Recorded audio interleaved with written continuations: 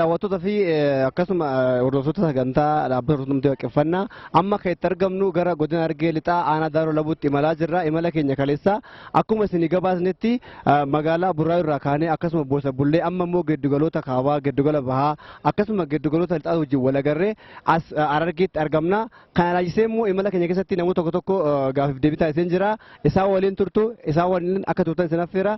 Mee maqaa keessanii fi gahee hojii keessanii galma keenya akka dhuftan fi eessa kadema jirtan nu ibsa. Maqaan kiyyaa Darajjii Raggaasaa jedhama. Gaheen hojii kiyyaa akka dhaabbata Ortodoksii amantii Waaqeffannaatitti gorsaadha. Bakki irraa kaanee Adaamadha. Galmi ani irraa dhufe galma Adda Jabootii jechuudha. Bakki deemnuuf immoo ayyaana yaadannoo Rabbaa Oromoo kabajuudhaaf Daaroo Labuu Agamtiidhaaf deemna. Amma Qundoo keessatti argamna natti fakkaate bakki itti argamnu. As Qundoo keessatti argamna jechuudha. Wanni deemnuuf immoo ayyaana yaadannoo Rabbaa Oromooti. Ayyaana yaadannoo Rabbaa Oromoo jechuun maal jechuudha? Ayyaana yaadannoo Rabbaa Oromoo jechuun ayyaana dhaloonni ayyaantummaa isaa ittiin yaadatu, warra irraa dhalate ittiin yaadatu, qabeenya, aadaa, seenaa, jiruuf jireenya dhaloota kan keetii kan dabran san kan ittiin yaadattu, ayyaana ayyaantummaa dhaloota keetii ittiin deeffattu, ayyaantummaa namaa oduu hin ta'in jechuudha. Kanaaf bakka hundattuu yaadannoon numa godhama. Kun immoo kan adda isa godhu dhaloota kanatu dhaloota isaatiif yaadannoo godha jechaadha. Yaadannoo Rabbaa Oromoo gaa jennu Oromootu Oromoo dabran yaadata. Oromoo dabran jechuun immoo ayyaana warra jiru kanaati jechuudha gabaabatti wanti. Warra jiru kanatu warra darbasa yaadata. Mee maal irraa argatu yookiin immoo faayidaan isaa maalidhaan? Akkuma beekamu wanni ijoon guddaan humni amantii keessa jiru humna lama.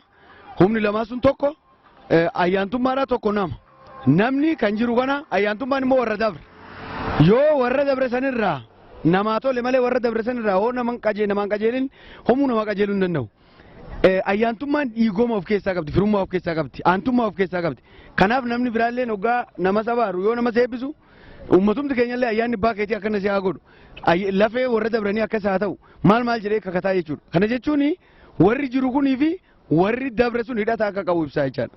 Warri dabre sunii fi warri jiru kun yoo hidhatan qabaatin warri gubbaa jiru kun qabeenya warra sanii fayyadamuu hin danda'u. Maaliif inni abaarama jechaadha abbaa isaatirraa abaarama waan ta'eef. Aadaa warra sanii san guddisuu hin danda'u.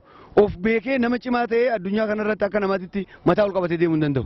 Ayyaantummaa dhalootaan qabu waan ta'eef kanaaf ayyaantummaa ofii yaadachuu jechuun yookaan immoo ayyaantummaa dhaloota dabranii yaadachuu jechuun walumaa galatti jiruuf jireenya ofii cimsuudhaaf nama taatee akka namaatitti yaaduudhaaf dhaloota kanarraa hin dhaladhe jettee of beekuudhaaf hundaaf si fayyadaa jechuudha. Kana jennee waan salphaatti ibsinu bira dabarru miti jechuudha. Ayyee galatooma horaa bulaadha. Namoota baay'ee wajjin gaaffii waan qabuuf asuma isin dhaaba ulfaadha. Tole ammas biyya alaa fi biyya keessatti namoonni baay'een gara kanatti dhufanii ayyaana kana kabajuuf deemaa jiru. Keessummaa tokko kan biyya alaa keessa dhufan immoo hin qabna. Waayyuu galma Torontooti isaan isin affeera. Isaan garanatti isin affeere mee waan itti dhaga'amee fi eessa akka dhufan eessa akka deemaa jiran immoo isaan irraa dhageessu nu waliin tura ammas. Tole baga nagaan dhuftan jalqabarratti. Baga nagaan nu eedanii baga nagaan nu hin gahe. Leel baga nagaan nu hin gahe eessaa dhuftanii galmi keessan eessaadha amma immoo gara imalaa jirtu. Ani kan irraa dhufe biyya Kanadaadha magaalaa Torontooti. Ammaan tana gaa ayyaana abbaa Oromoo kan Daaroo Labu Agamtiidhatti deemnaa jechuudha. Ayyee galma amantii waaqeffannaa Torontoo keessa isin qabna achitti gaheen hojii keessanii maalidhaan? Gaheen hojii kiyyaa waayyuu galmaati. Waayyuu galmaati. Mee isinii namoonni baay'een biyya keessa gara biyya alaatti gaafa ba'anii aadaa Oromoo, seenaa Oromoo, eenyummaa Oromoo akka waan harkaa qabanitti kan haasa'an jiru keessattuu sooshaal miidiyaa fayyadamanii waa hundinuutu beekaa jedhu. Isin immoo galmatti galtanii barnoota amantii waaqeffannaa kana baratanii jirtu. Mee akkamitti ilaaltan waan kana lamaan? Gaa inni wanni hundinuu dhawaataan deema beektaa wanna kana yeroo isteepii tokkorraa kaan dabruudhaaf gaafa qabsoon eegalu namni an Oromoodha himatullee sodaachaa ture.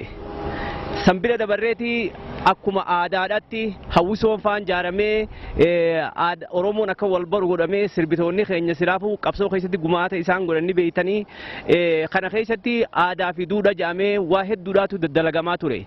Garuu Oromoon akkuma gaafa duraa Oromummaa isaa itti qaanfate sanitti waaqeffannatti qaanfataa jira ammaan tana. So saniif jecha namootan iftahanii daandii abaabilee ofii qabatanii sirna ofii kan ayyaantummaa ofii keessatti harkan qabatan mumullachaa jiru garuu biyya alaattis akkasumatti jiran jechuudha. Ayyee galatoomaadha. Mee isin namoota of hin taane yookiin immoo sagantaa lagaaja jiran yookiin immoo Oromoo ta'anii tooni waan Oromoo kana gadi qaqqaban yookiin waan Oromoo kana tuffatanii egaa namni waan ofii tuffachuun of tuffachuudha karaa biraatiin maal laantummee kolleegatti namoota keessattuu biyya alaa jiraatanii deeggarsa tokko tokko fakkeenyaaf namoonni waan baay'eetti deeggarsan godha gara Oromummaatti yookiin immoo eenyummaatti gaafa dhufan garuu akkuma sila nakaasanii sodaatu ittiin seenanii maallaqa baasanii waan jara sanii maal laantummee. Isaaniif yeroo ammaa kanatti wanni dhaabnu hedduu xiqqaadha. Namni hundinuu dhugaa jirtu tan gartee waakkachuu hin dandeenye ani har'aan tana harkaa fi nama biratti fayyadamee jiraachuu hin danda'u. Oromoon haga of hin taanetti abbaa biyyummaa isaa deeffachuu hin danda'u. Kana warri nuti galmatti gallees tolchineeti beeknaa kaanis dhawaatuma dhufaa jira garuu abbaan lallaban qabnu nuti deemnee lallabnu abbaatu of barbaadee keessatti harkaa gaa kanaaf jecha daandiin akkaan juutti namni hundinuu waan ifii kana baratee karaa abaabilee keenyatti deebuumaa yaada kenna. Ayyee horaa bulaadha boodas wala garra waan ta'eef imala gaariitiin haa ta'u nagaan oola. Nagaan oola isinis. Tole daawwattoota keenya ammallee imalli keenya itti fufaa jira gaddu gadduutti immoo odeeffannoo jiru bakka keenya fi haalota jira isiniin keenya nu waliin tura galatooma ulfaadha karaa milkii nuuf haa ta'u ayyaanni immoo kan baay'inaa kan gammachuu nuuf haa ta'u kan itti Oromoon wal ta'ee of ta'ee itti abbaa waan ofii ta'u abbaa biyyummaa isaa gonfatu haa ta'u isiniin jedha aan dandaa boggaalan jedhama kan hojiin ture ogeessota kaameeraa teeknishoota jiru akkasuma galaana aabbillee ogeessa kaameeraati nagaan oola imalli keessan immoo imala milkii haa ta'u fayyaa ta'a.